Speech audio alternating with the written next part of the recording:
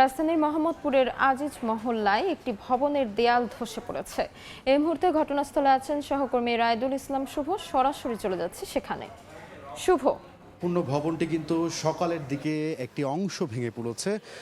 আমরা যতটুকু জানতে পেরেছি স্থানীয়দের কাছ থেকে, এই ভবনটিতে এখন পর্যন্ত প্রায় 10টির বেশি পরিবার এখানে বসবাস করছেন। অর্থাৎ দীর্ঘ প্রায় 80 বছরের বেশি পুরনো ভবনটিতে নিচতলায় প্রায় 4টি পরিবার এবং 3তলায় 4টি পরিবার, এবং এই ভবনটির যে মালিক, সেই মালিক দোতলায় বসবাস করে আসছেন দীর্ঘদিন সময় থেকে। এবং রাজুক বা অন্যান্য যে সকল সংস্থাগুলো ঝুঁকিপূর্ণ ঘোষণা করেছিল ভবনটি, তারপরেও দেখা যাচ্ছে যে তারা কোনো নিরাপদ স্থানে বা নিরাপদ জায়গায় না গিয়ে এখানেই কিন্তু অনেককে আমরা দেখেছি যে সেখানে বসবাস করছেন। এবং সকালের যে দুর্ঘটনাটি ঘটে তারপরে আমরা যতটুকু দেখতে পাচ্ছি যে সামনের যে অংশটি, অর্থাৎ যেই দেয়ালটি রয়েছে, আমরা দেয়ালের সানসেটটি কিন্তু ভেঙে পড়ে যায়। এবং যেহেতু গতকাল থেকে কিন্তু আমরা বৃষ্টি দেখতে পাচ্ছি, যে বেশ দীর্ঘ সময় বৃষ্টির কারণে কিন্তু ভবনটিও কিন্তু একেবারে অবস্থা জরাজীর্ণ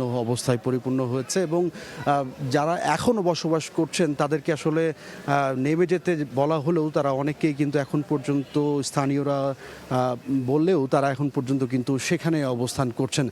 অল্প কিছুক্ষণ আগে আমরা যেমনটা দেখতে পেয়েছি যে মোহাম্মদপুর থানা পুলিশ কিন্তু ইতিমধ্যেই সেই ঘটনাস্থলে এসেছেন এবং তাদের যেই বক্তব্য, যে এই বিষয় নিয়ে তারা বাসা মালিকের সাথে কথা বলার চেষ্টা করছেন এবং পরবর্তীতে রাজুককেও খবর দেওয়া হয়েছে। তারাও এসে তাদের যে ব্যবস্থা বা তাদের যেই আইনানুগ ব্যবস্থা নেওয়ার প্রয়োজন, বা এই ভবনটিতে এই মুহূর্তে যারা প্রায় 10টির বেশি পরিবার বসবাস করছেন তাদেরকে যেন নেমে যেতে বলা হচ্ছে।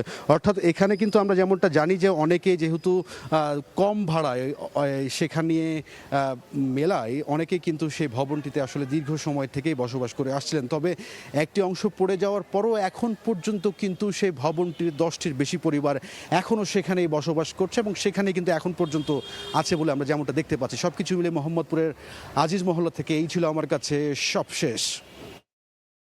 মোহাম্মদপুর থেকে সরাসরি যুক্ত ছিলাম।